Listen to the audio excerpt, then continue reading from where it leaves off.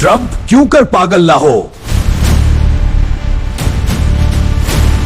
एक जमाना ऐसा भी था जब अमेरिकी बेड़ा किसी मुल्क की तरफ बढ़ता था और तो उस मुल्क की फौजें सरेंडर कर देती थीं। हुक्मरान कुर्सी छोड़ देते थे, सियासतदान चापलूसी शुरू कर देते थे। अमेरिका आसानी से कब्जा करके अड्डे कायम कर लेता था,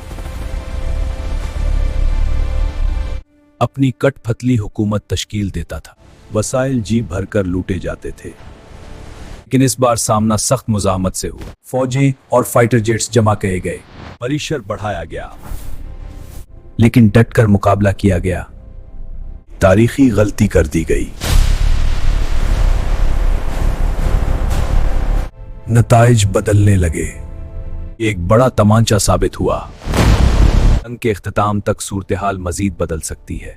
तारीख नए मोड़ की तरफ बढ़ रही है। ईरान इस्लामी दुनिया का नया सुपर पावर बनेगा और इजराइल का वजूद खत्म हो जाएगा इंशाअल्लाह।